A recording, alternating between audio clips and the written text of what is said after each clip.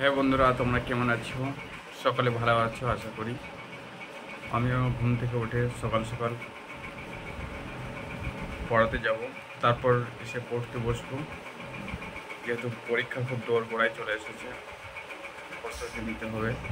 আজকে বিভিন্ন দেশের রাজধানী নিয়ে পড়ব, তবে সব দেশের নয়, যে দেশগুলো মনে হচ্ছে ইম্পর্টেন্ট, বিভিন্ন প্রিভিয়াস ইয়ারে এসেছে সেই সমস্ত দেশের রাজধানী নিয়ে পড়ব, কারণ রাজধানী থেকে প্রশ্ন আসছে। যেমন এখানে জাপানের রাজধানীর নাম হচ্ছে টোকিও, ঠিক আছে, ইম্পর্টেন্ট। দক্ষিণ কোরিয়ার রাজধানী সিওল। কোরিয়া দুইটা আছে, দক্ষিণ কোরিয়া আর উত্তর কোরিয়া। উত্তর কোরিয়ার রাজধানী হচ্ছে পিয়ংইয়ং, ঠিক আছে। এগুলো ইম্পর্টেন্ট দেশ, সেই দেশগুলোর রাজধানী আমি বলছি। যেমন ক্যামারুনের রাজধানী হচ্ছে ইয়াউন্ড। লাওসের রাজধানী ভিয়েতমিন সিটি।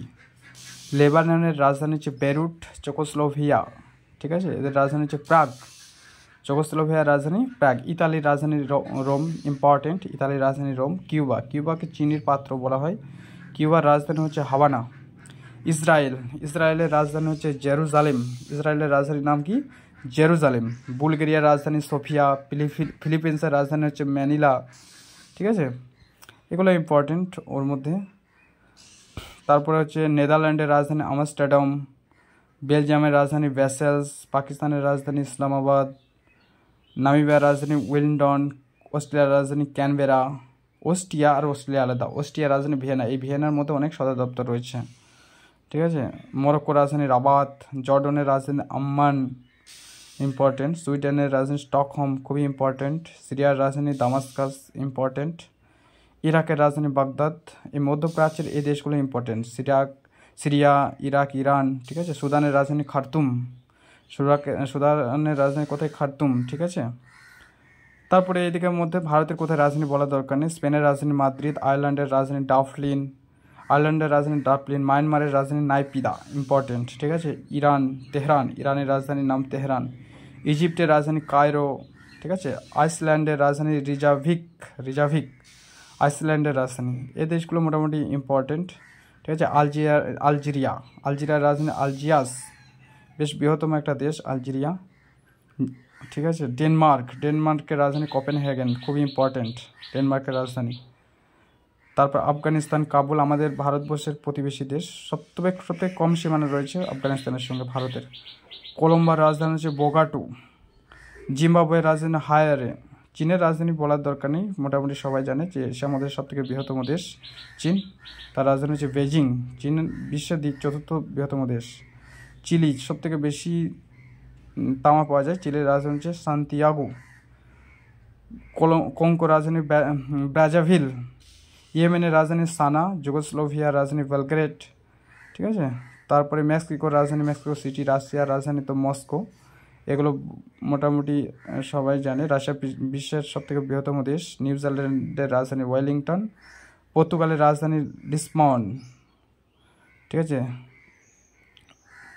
আচ্ছা, এই হচ্ছে যেগুলো ইম্পর্টেন্ট জিকে, সেগুলো নিয়ে মানে জিকে ইম্পর্টেন্ট যেগুলো রাজধানী দেশে সেগুলো নিয়েই ডিসকাস করছি, সব নয়।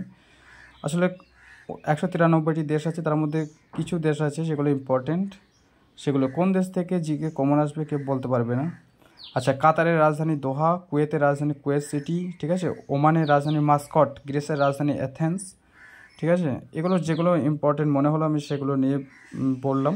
আসলে এইভাবে ভিডিও করার মূল যেটা উদ্দেশ্য সেটা হচ্ছে আমি নিজের ভিডিও নিজে দেখি, এটা আমার সুবিধা হয় আর কি।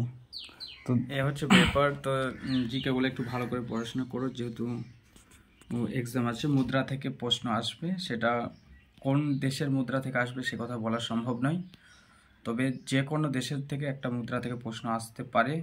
আর রাজধানী থেকেও প্রশ্ন আসতে পারে। তো কোন দেশের কি রাজধানী,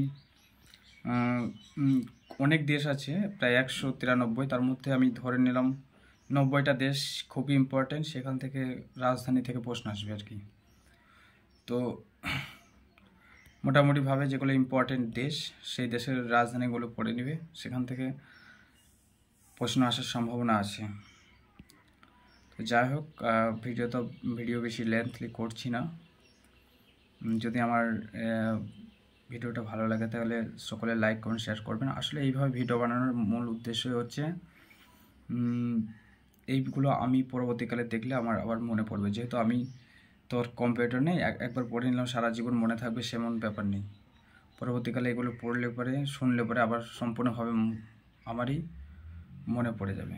সেই জন্য এগুলো ভিডিও আকারে দেওয়া, যেহেতু এই বইটা আবার অনেকের হয়তো কেনা নেই, দেখলে তাদের সুবিধা হবে।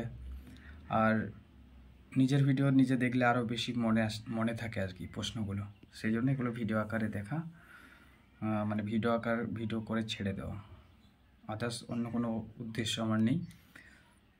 তো সকলে ভালো থাকবেন। যদি ভালো লাগে চ্যানেলটিকে লাইক, কমেন্ট, শেয়ার, সাবস্ক্রাইব করবেন আমার ভিডিওগুলি। ধন্যবাদ।